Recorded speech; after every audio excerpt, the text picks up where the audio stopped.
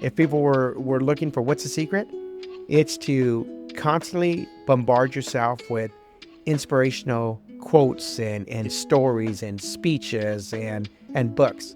Because at the end of the day, success is all mindset. It's all mindset. Welcome to Fatherhood Voices, Breaking the Toxic Cycle. Dive in as real dads bear all, the mess-ups, make-ups, and every heartfelt moment in between. It's raw, it's real, and it might just change the way you see family. Welcome to episode 65 of Fatherhood Voices, and here with my sidekick, daughter. I said I was going to stop saying that, huh? Yes, I did. Okay, that's okay. Well, with my daughter, and today we're going to talk about something that haunts every family and something that comes up quite often, but is that taboo talking about within the family, and that's talking about money, particularly not only money and finances, but generational wealth. So we're going to dive into the discussion of money and finances. We're going to go deep. We're going to go raw. And we're also just going to talk about what generational wealth is and what does it mean for mothers and fathers as they build it, not only for their children, but for their children's children and so forth. So, Alyssa, welcome.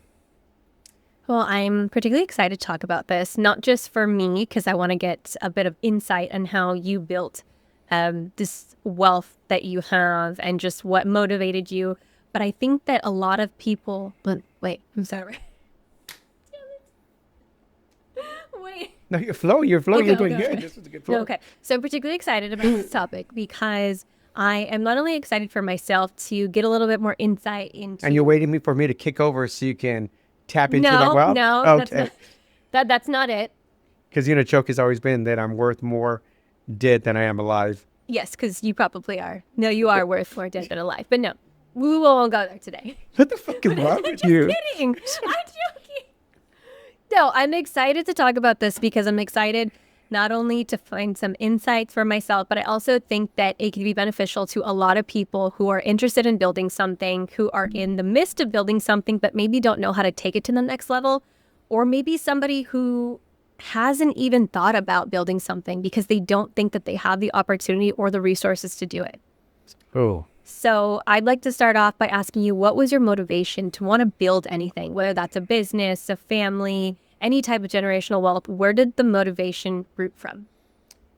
grew from being poor. And your grandma would say we weren't poor. And I don't think we were poor, but it's like, even from an early age, I wanted a lot more.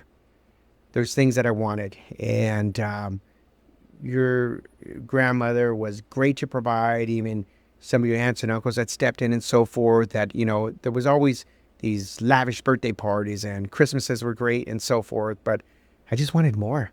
And then growing up in Compton, in my early years, we were surrounded by a lot of poverty. So it was being around a lot of the neighborhood kids and seeing how their parents struggled. And, from that just created this burning desire that I did not want to struggle as I became older. And I remember, even as early as in first and second grade, selling pencils and erasers and little fake jewelry to make money so that I could have my own money to be able to buy, whether it was candy or even just toys from, now I'm going to date myself, there was a place that used to be called Newberry's, buying little trinkets and toys from there. So that's where it came from. It just came from that wanting more out of life. So it's interesting to hear that part of your story because I don't think that we've actually ever talked about or you've shared that part of your upbringing with me. I know you mentioned that you didn't grow up with a lot and that you were poor, or even though, grandma said that you weren't poor, but you were hustling since you were in elementary school? I was hustling since elementary school. I remember also just when I would go with your great grandma to Mexico, I would go to the store, the little tiendita, and buy like these candies and dulces and so forth. And I would sit outside her brother and sister's house, and I would sell them in freaking Mexico to make money so I can go buy fireworks. No joke. So always like that. And even, when I was younger, 8, 9 years old, me and my friends would get on the bus every Saturday and Sunday. We would go to the Rhodium Swap Meet in Gardena to go make our $10 or $15 for the day, so that well, for me it was buying British Knight shoes or DJ equipment. So always wanting to, or these Levi's and so forth, which are like big back in the day. So yeah, I always, although yes, your grandmother and grandfather did provide, I wanted more, and sometimes there wasn't enough for what I wanted. So from that, basically, it's okay to want more. You're not ungrateful. You're just seeking something that's, or a higher purpose of what you have. Because sometimes I think that with some people, the misconception is either it roots from them not being worthy to desire more, or sometimes it can make you feel ungrateful for not having what you have, especially if, say, you came from a home that was maybe not poor, but maybe it was working class, or even coming from a home that was middle class. For me, it's just wanting more, just wanting the finer things, so to speak. Even at a young age, I remember wanting DJ equipment, and we didn't have the money to do that, but I was able to go and make the money over the course of almost a year and buy my own DJ equipment and my own lights and so forth. So it was me wanting to create businesses to make money, to buy things, and especially with that whole part of the journey. I remember buying DJ equipment because I wanted to DJ at parties to make money to buy more stuff. So I was always looking now looking back at it, because I hadn't visited this conversation in a long time, I was always looking to scale up. I was I was actually investing in myself. Now that I think about it, I was constantly reinvesting in myself, because I don't think you know the story, but when I was 10 or 11 years old, there was a company called SMC, Specialty Merchandise Corporation. They were based out of Calabasas. You would get this box, and in it you would have like catalogs and price lists, wholesale lists, retail lists. And I literally would go and I would sell products from the catalog. And I would pick like what price I was going to charge them. They would order, and then I would ship it back, and they would ship the product back.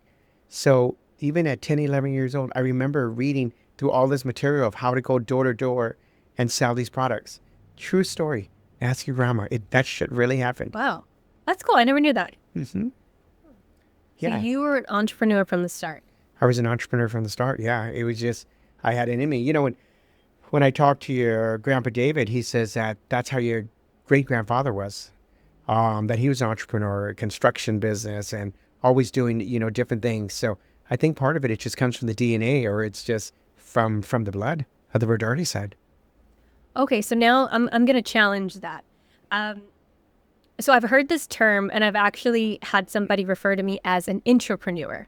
So somebody who may not necessarily be an entrepreneur where they have their own businesses, but they go to work for could be a traditional 9-to-5, and they move up. So they're entrepreneurial. They use their resources. They can build out whatever it is, but they do it within a company. Mm-hmm. And I think what happens, a lot of people get comfortable in that role, and they don't know how to move out of it into an entrepreneurial role. So I guess for me personally, and then for people who also maybe have a traditional 9-to-5 job, how do you transition out of that role? How do you find that inner entrepreneur inside of you? It's taken me a long time to finally come up with the answer to that. And it's two things: mindset and systems. That's it. Mindset and systems. And I'm going to go a step further and say, when I was younger, and I hate to keep going, when I was younger, I remember in the magazines, there would be these cutouts where you can order 12 albums for a penny, or you could order 12 books. I remember ordering, I could have been like maybe 11, 12 years old, ordering 12 motivational books for a penny and having them shipped over. And I started reading them. Swim with the Sharks, How to Win Friends and Influence People. Just these great books, good to great books that started to expose me to what I could do to level up, to get to the next level. Because I had a pretty interesting career in my early 20s, actually late teens, early 20s. Like, my career was just crazy with the things I was able to accomplish. But a big part of that was mindset. So, going back to your question, mindset and systems. And it's systems, I only realized in the last couple of years what the missing piece was. That took me so long to really get to that next level. So how important is it? Okay, I have another question for you. Specifically speaking about how you speak about yourself. How important is it to choose your vocabulary wisely when you're talking about yourself? Probably one of the most important things, because I don't know if you realize this. Well, you probably do because you're a psych major, but your subconscious mind doesn't know the difference between what's reality and what's not. So you know that old term, fake it till you make it? You literally can trick your mind into believing anything you wanted to. And so when you put negative thoughts in your mind, when you put thoughts of unworthiness, or you have like failures and so forth, you can plant those into your mind subconsciously. And then what happens is it creates fear so that you're not wanting to go out and wanting to move to the next level. Like, I've had a lot of wins, but I've had a lot more losses than wins. But we don't talk about the losses because, those you want to put behind, which I don't think is necessarily should be the case. I think it's important to look at the losses and look at what you were able to learn from those experiences in order to get to the win. I just posted something yesterday, and I don't remember what it said, but it said behind every win are a shitload of losses. And that really resonated with me. So it's funny that this, question came up, because, you'll see people out there that are successful, that are winning, but what you don't see is you don't see all the struggles that happen behind the scenes. You don't see not being able to pay your bills, having to borrow money. So it's a struggle sometimes, especially, well, not sometimes, when you're pursuing entrepreneurship, it's a struggle, because yes, there are wins, but the wins come with a lot of pain, psychologically, emotionally, and sometimes even physically. So how do you keep your mindset when you get to those lower points, when you fail? Or I'll rephrase it. What is something that you wish somebody would have told you during those times that you failed that would have helped you to keep going or to get up quicker? Something I started doing probably about 15, 20 years ago is listening to motivational speeches, books every morning. And if I would have done that a lot sooner, it would have shortened the learning curve on getting back on track. Every morning to this day, when I get up, I still put on, well, now we have YouTube, but I put on YouTube and I'll put on inspirational speech or motivational speech, and I'll just listen. I'll listen. Even though sometimes I'll listen to something I've heard 10 or 15 times, it's okay, because every time it hits a little bit differently. So from the time I get up till the time I get ready, make something to eat, that's usually about an hour and a half of motivational stuff that I'm listening to. And even if it's just going in one ear and out the other, sometimes it's one phrase or one sentence that's like, oh my gosh, wow. And then just hearing other people's struggles and what they went through, the highs and the lows, it almost like it tricks your mind to say, hey, if they were able to do it, why can't I? So that's a secret right there. If people were looking for what's the secret, it's to constantly bombard yourself with inspirational quotes and stories and speeches and books. Because at the end of the day, success is all mindset. It's all mindset. So then this also goes back to like something that we learned in psychology. So it's the amount of content that you choose to seek out. So making sure that you're seeking positive content over negative content, because we intake so many messages a day. I guess the next thing, so we covered the mindset. Well, let me just throw some out.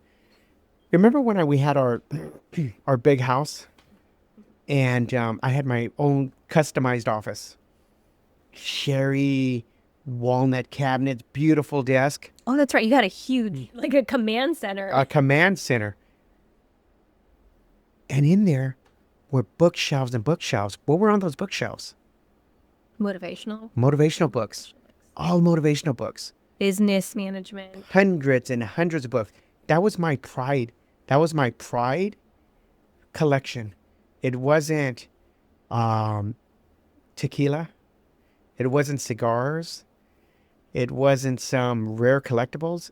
My pride was all these books on business and motivation and self-help and self-growth. And we gotta drum up one of those pictures, but it was literally bookshelves of books. And I remember there's even pictures, I guess one Father's Day, your mom had you guys on my desk and put a bunch of books there, and you guys took a picture with my tie and a bunch of books around you. But yeah, that was a command center. Oh, I actually remember that. And then when you graduated, when you got your master's, I think that was around the time when we took another one in your gown and your cap. Yeah, it's funny you mention. Yeah, that was my command center. That was some people's pride and joy is the bar area. Some people it's the game room or the man cave. My pride and joy was the command center. It was my office, which was customized and had literally hundreds and hundreds of books, all books that I consumed. Wow. Many people, they feel like just the odds are stacked against them. And there's no way that they can start with anything, whether it's they have the resources or they don't. They feel like they're stuck in a 9-to-5. How do you combat that? What advice would you give to somebody who feels like they could just never make it? There's not enough resources out there for them and they just don't feel motivated, whatever it is. How do you combat their mindset of they can't do it? They have to pull it from within in order to make it happen, because anybody can make it happen. It's literally that easy. It's a flip of a switch. And especially with the power of social media now, someone can literally go from 0 to hundreds of thousands of followers with one post. They can scale a business with one post.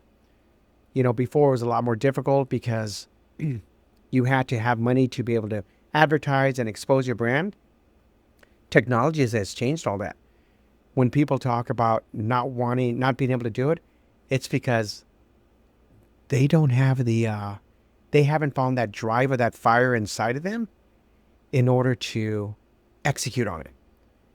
And a lot of times it's just surrounding yourself with like-minded people. It's going to groups with other people that are entrepreneurs. There's meetup groups and there's Toastmasters and tons of books that you can read. And there's always something going on, investment groups and business networking events. So to say that they don't know where or how, I think that's more of a cop-out, because everything is already out there. Everything's already been written, and it's just a matter of seeking it out. The knowledge is already out there, but it's up to them to seek it out or ask someone that's doing it. So now, if somebody was stuck, let's say, in a traditional 9-to-5 job, and they know that that's not where they want to be, I'm curious to know, how do they leverage that job that they're in? Because I know that, I'll share some, we've talked about this because I always knew that I wanted to go out and start my entrepreneurial journey. And I know that I was told, and I didn't listen to you at first, about leveraging, my job that I was at and paying off debt and setting myself up. And that's okay. It was my journey to, lose my job and then have to basically now start after and get it together. But how can somebody who's currently in a 9-to-5 leverage that job so that they don't have to stay there the whole time? Or how can they start building while they're there? Well, can we be completely honest? So I'll use you as an example. When you were in your job and you were starting to lead the team on AI and starting to put these systems in place, I remember having a conversation with you and saying, hey, why don't you build a consulting business? You can do it on their dime because they're giving you the resources and the time to build this out, but you push back on it. And that's okay because that was your journey. But if people want to scale up, then you use a platform that you have. So if it's a 9-to-5 job, you use your lunchtime, you go in a little bit earlier, you stay a little bit later, and you start building up your business. You start building it out. When I built my real estate business, I was still in a traditional 9-to-5 job. I was working for the school police at the time for a school district. So, and I knew that I wanted to go into real estate. So I still worked my 9-to-5, and sometimes I got frustrated because I wanted to leave and just go do real estate full time. But then it's like, wait a minute, here's my sphere of influence. My first clients in real estate in the early 2000s were teachers and counselors and food service workers and the secretaries. So I built my business on the school district's dime. And matter of fact, I would get written up for it because I was always on my phone. I would literally step away from my patrol car and go take a phone call from a client. So, a lot of people think like, oh, I'm going to start a business and I need to this freedom to be able to control my time. But what a lot of people don't realize is starting a business is a more even a more structured schedule. So if you're not used to that, if you're not used to a very structured schedule, then you're going to fail. At least being a 9 to 5, it's going to force you to compartmentalize your time because you don't have a lot to execute. And I think that was one of the best things that could have ever happened to me is a lot of business I built while working either in law enforcement or even in corporate America. Even when I was managing branches for a large bank, I was still building businesses. So whether it was real estate or whether it was manufacturing products or whether it was consulting, I always utilize that time to, I just say, utilize corporate's dime in order to build my other businesses. And then when the time was right, then I pulled out. You know, what's funny is that I recently seen this quote and it was talking about how people don't have 3 years to spend time and build their business, but they have 40 hours a week. And they had whatever the calculation that was. It was like the calculation of over what would be, we'll just say like 40, 50 years of working to dedicate to someone else's business. So it's interesting that you mentioned that you were building while you were working. Mm-hmm. So there really is no excuse then, because even if you have your time where you're being dedicated 40 hours a week, what are you doing during your break? What are you doing during your lunch break? You know, it's, so I love Gary Vee. You know, for those who know Gary Vee's Oh, I love Gary Vee. very, very out there. But, you know, he says something that really sticks. If you're in your 20s and you're living at home, then you should be taking all the risk, because you don't have a lot of responsibility where you have to, you're stuck on, oh my gosh, I got to pay the mortgage, I got to pay the bill. But in your 20s, you should be taking as many risks as possible, trying as many things as possible, failing until you get it right, whatever your purpose or passion is. Even in your early 30s. And I'm going to even take it a step further and say, if you're living at home and if you don't have the responsibility of having these bigger bills right now, you should be going all in and taking risk and trying different things, but not lollygagging and deciding like, oh, I'm going to do a little bit here. No, you should be dedicating 10, 12, 14, 16 hours a day to execute on it, to make it happen. Because the only thing that's going to get you to that next level is going to be by putting in the work. But sleeping 10, 12 hours is not going to do it. Waking up at 10, 11 o'clock in the morning, it's not going to do it. It's getting up and treating your business, your purpose, your passion like a fucking corporate job, like a 50, 60 hour a week job. And that right there is how you're going to break free and be able to succeed, is by really creating a very structured work schedule around whatever you are looking to do. Because people do it right now. They work a 9 to 5 job, they work 40 hours a week, and they go home and they work on their businesses late in the evenings or early in the mornings or even on the weekends. You know, your 20s and 30s, that's when you should be grinding. There's no time to be relaxing or well, you know, and let me back up a little bit, because I'm big on wanting to live in the moment and go out and have fun. But sometimes you haven't earned the right to have fun. You haven't earned the right to travel. You need to get in there and grind and do what you need to do, and then celebrate the wins, celebrate the victories. This episode is sponsored by Aloha Imports, the sprays that make your worst smelling secrets disappear. Listen, I love people, but I don't love their shoes or their oops, I ate a burrito bathroom breaks. And I really don't love pretending I don't smell it. That's why I keep Aloha Imports products in the house, in my car, honestly, probably in every bag I own. They've got Sweet Feet for foot funk, Shoe Fly for that one pesky fly, Smoke Off for smoke clouds that linger like your last situationship, and Crapper Zapper for the bathroom situation. You know the one. Aloha Imports doesn't cover it up with flowers and lies. They end it, silently, like a tropical ninja with a vendetta. So if you live with roommates, pets, or anyone who eats food and then, processes that food, you need this. Go to alohaimports.com, stock up, and enjoy living in a house that doesn't smell like a regret. So you brought up finances. So my next question would be, how do you approach your finances? how big of a role does your current financial situation play into what you're building? And how do you start looking at that when you're looking to scale a business or to start a business? Very simple. I'm going to give you the very simple formula. You take how much you need to survive each month.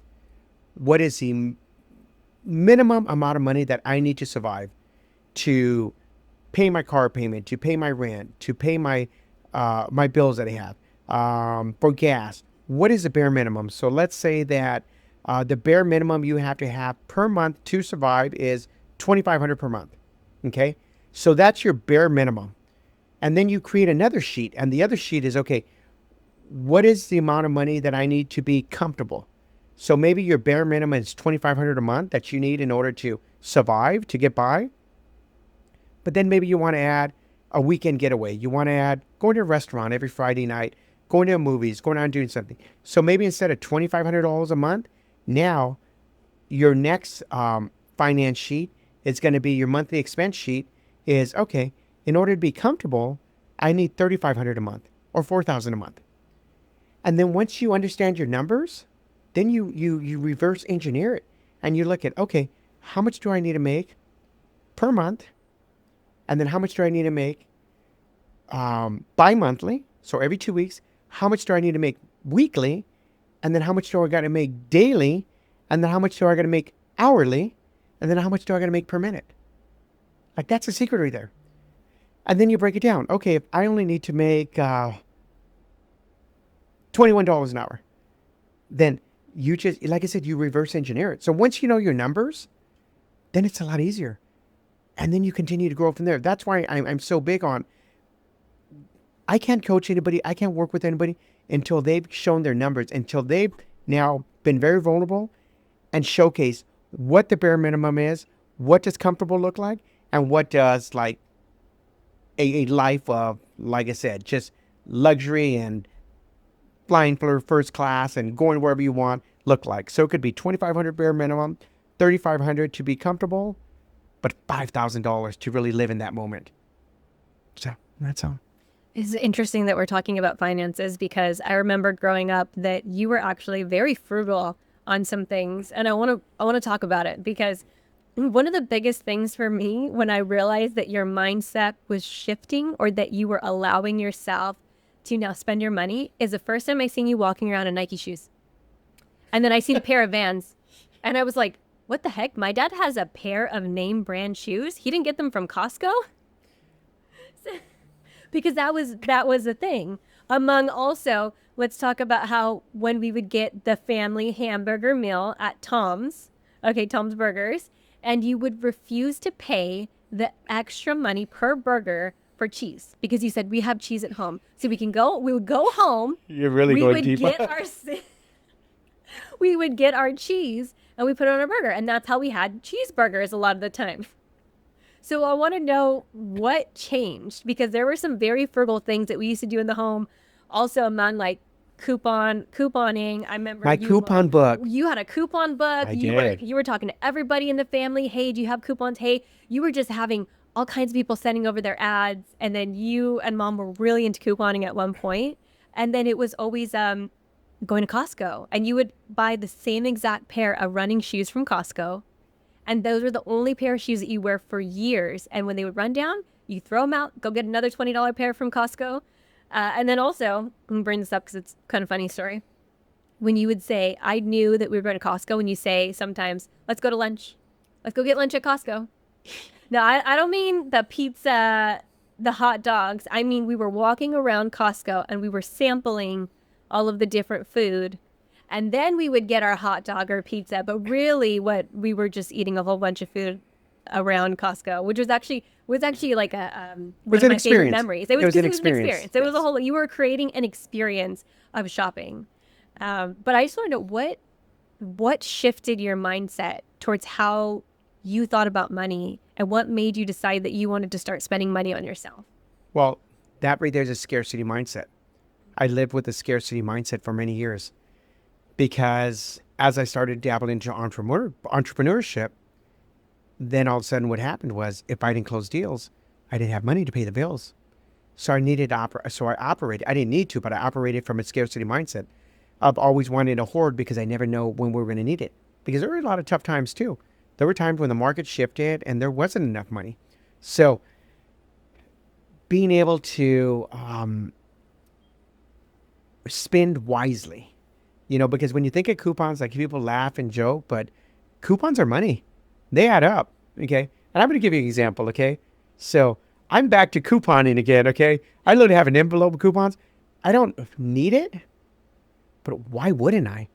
If I'm going to save money, why wouldn't I use it? Okay. McDonald's is shit food. Okay. Sorry, McDonald's. I guess I'm not going to get a sponsorship from you, and it's horrible. But where else can you go and get a Big Mac meal, a hamburger, fries, and a Coke for $6?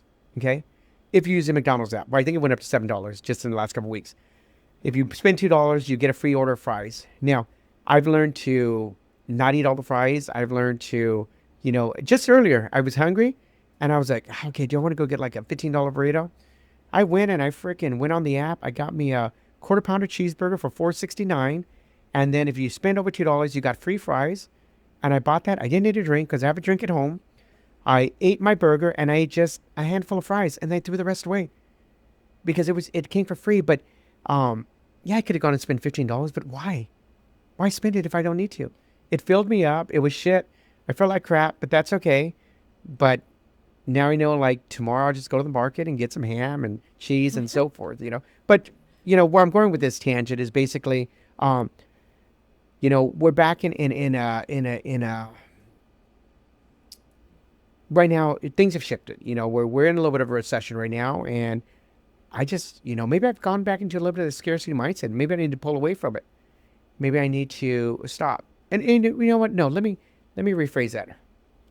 It's just I go back into my conditioning, because why was I so concerned about spending $15 versus $5 when yesterday I literally booked a room at a casino resort in Palm Desert as I was out there looking at properties yesterday, stayed there, went gambling, went to a nice dinner. So I think it's just a choice. It's just a choice. I pick and choose, so. That's funny. No, that's why you got the McDonald's, because you spent all that money. That's why, because I spent all that money, But I think people, it's okay to be a little bit frugal, Some people say, hey, fly first class all the time because it makes you feel good. It gives you exposure to what life can be like. And yeah, I've done it a couple times before, but I just don't feel the need to when I could just grab a seat for 1/4 of the cost and get to the same place. Now, if I go on a longer flight, yeah, I may book a first class seat, but it's a choice. It's a choice I'll make. And if I do it, it's going to be because I've made that choice and not because it's like, oh, look at me, look at me. Okay. So there's two things I want to break down in what you just said that I think are really important. So what I've been noticing is that there's this new thing. So everything's about mindset, right? And there's a lot more content out there that's talking about mindset and affirmations. And I think that that's great. But where do you find the balance? Because I know you talked about the scarcity mindset. And some people say, okay, well, clean up your vocabulary because it's your mindset. And you shouldn't live from a scarcity mindset so much that it's now hindering your growth. It's hindering how much you can make because you're stuck in that, I'll say, like, poor mindset or that frugal mindset. And there's this thing about where you say now, well, what do I need to do to get that?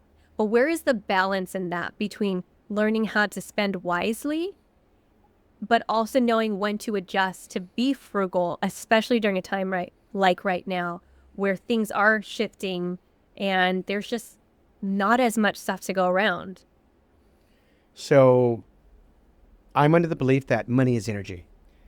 And how you treat money, how you, if you're so quick to hold on to it and not release it, then the universe says, oh, well, you have enough, then I'm not going to give you more. I'm not going to give you an abundance of more money. I like to use an example of, being in real estate, and I would always get upset when people would negotiate me on commissions. So if I'm saying, like, no, I want 3 or 4% commission, like, no, we're only going to give you 2%. And then I would go back and look at, okay, here I am upset because they're trying to renegotiate my commissions. But yet, when I would go out to eat, I was so conservative with tipping. And I wasn't spreading the abundance of money. If I believe that money's energy, then shouldn't I tip generously? Shouldn't I tip so that in return, I'm going to be blessed, so that when I'm sitting in front of a client, they're going to tip generously? So it's almost like you can't slow down the chord of energy when it comes to money, because if you start to create blockage, then the abundance, it starts to slow down, and it stops. So Okay.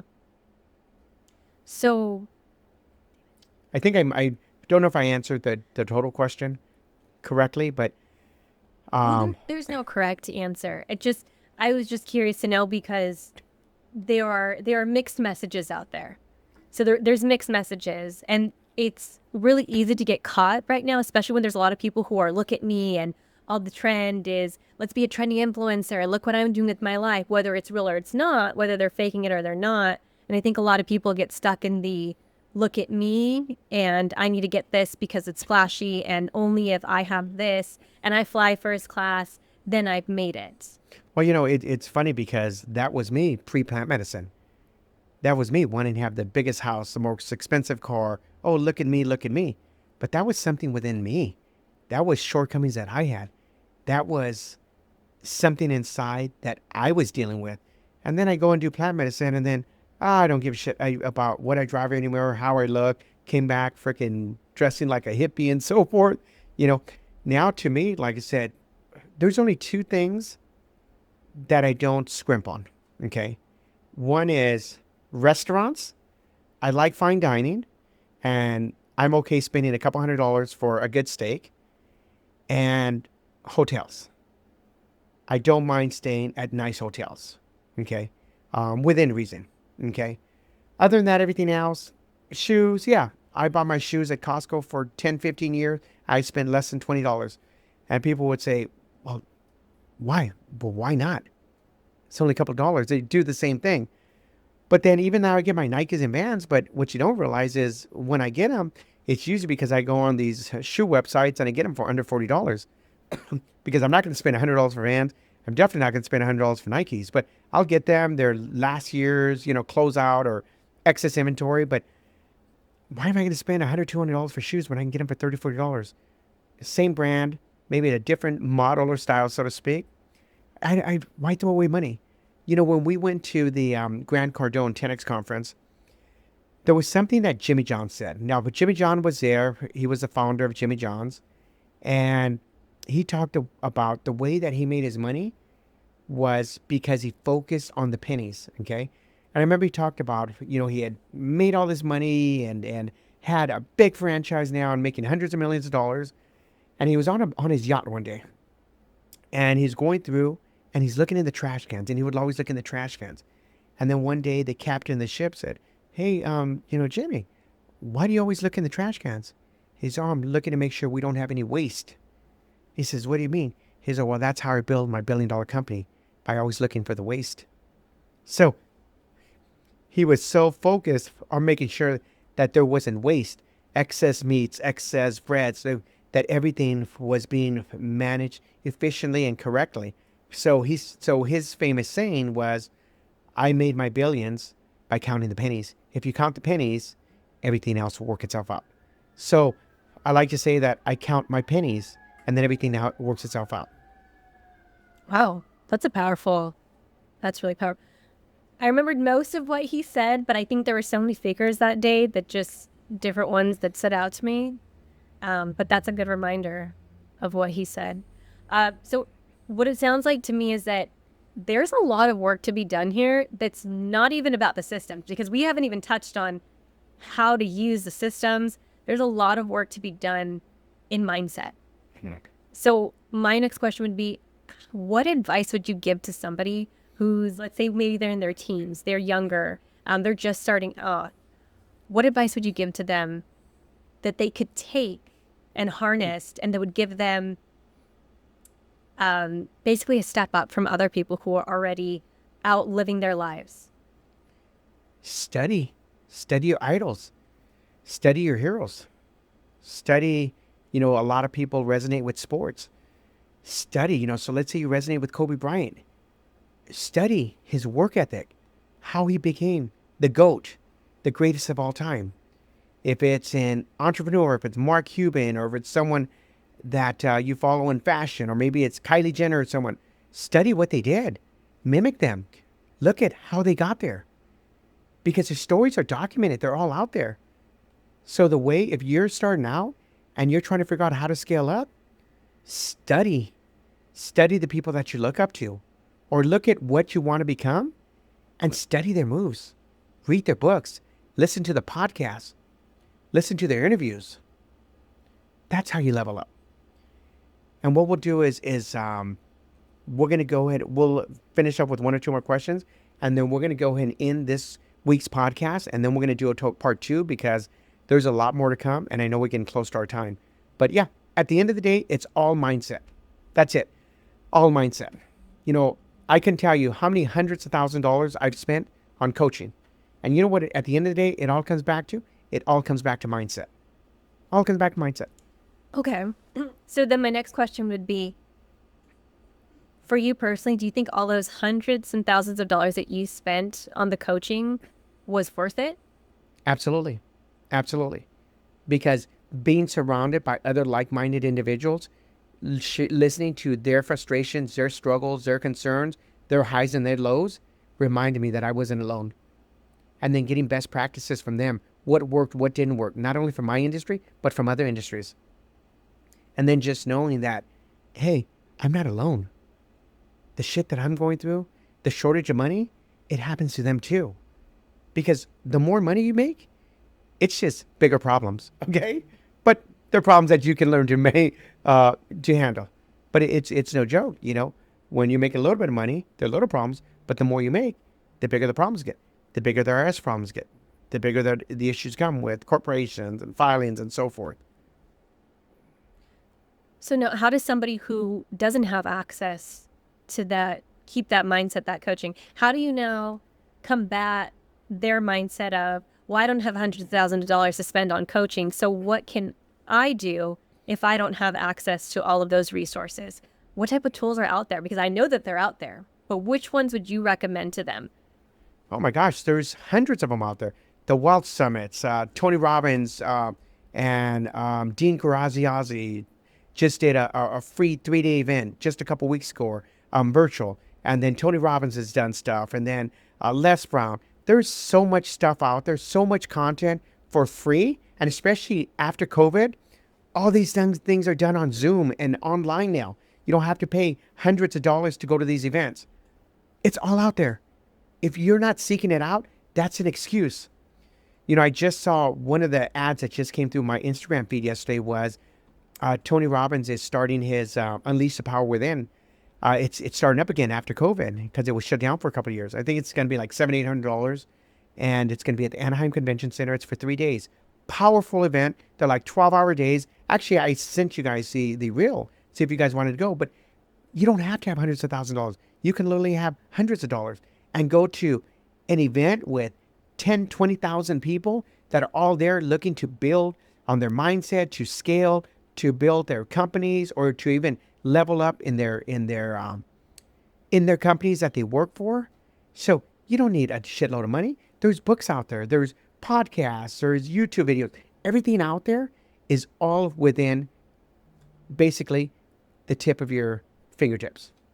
Not to mention ChatGPT, if you know how to prompt it. ChatGPT, you can have it build it out all out for you. So that's the whole nother level of AI that we haven't even got to. But yeah, ChatGPT is replacing your therapist. It's replacing your coach. It's replacing a lot of things. Your social media people, your marketing people, your everything. You know, it's scary. But technology, you know, a funny thing about ChatGPT and AI is that they're saying that AI is going to cure a lot of drugs. Because as doctors are now starting to put all the symptoms and the issues that their patients are having them into this database, what AI is doing, it's in computing everything, and it's starting to create what the solution is going to be to these diseases. So stand by because AI is about to really revolutionize. Not only is it revolutionizing the business industry, but the medical industry. It's going to hit it, and it's going to come with a storm. Wow, that's amazing. Where are we at? We're there. Oh, okay. Yeah. Okay, so then you start wrapping it up. Okay. So we're gonna have to edit that part because just fucked it up. Well, I was just kidding. Okay. So as we start to wrap up this part, so we're going to end up doing a two-part series because this is just when it comes to generational wealth. We haven't even got to the generational wealth stuff. We're just talking about just the basic foundation of it. But as we start to close out this episode, any final thoughts from what we've talked about? One of the things that I started doing, and I would recommend a lot of people to do, is start cleaning up your content. Because your content is really important, especially if you're very active on social media. Start seeking out people like Tony Robbins, like Gary Vee, like Les Brown. Find those motivational speakers, and they don't even have to be big motivational speakers. Find those local motivational speakers, or whoever speaks to you that's going to motivate you. Start cleaning up your content. If you have to go unfollow some people, or maybe some of those pages, or maybe a little negative, or whatever it is, start making sure that all of those messages that you're intaking when you're doom scrolling, because we know you're doing it. We know you're doom scrolling multiple times a day. At least be doom scrolling some positive motivational content. At least have it in there to break up what you're consuming. And that would be my final thought, is that while you're working on your mindset, your affirmations, while you're seeking out all those resources, make sure you take advantage of those everyday content that you're consuming and make sure that it's working for you. Okay, that's good. And as we wrap up this week's episode of Fatherhood Voices, and we start to dabble into generational wealth, as you can see, it covers such a wide gamut of just, we're just talking about the foundation. We haven't even talked about the systems and the what it takes from within in order to make that happen. So thank you for joining. We hope you found this helpful. And if you're watching on YouTube, go ahead and follow and hit the like button. And with that, thank you for watching another episode of Fatherhood Voices. Until next time.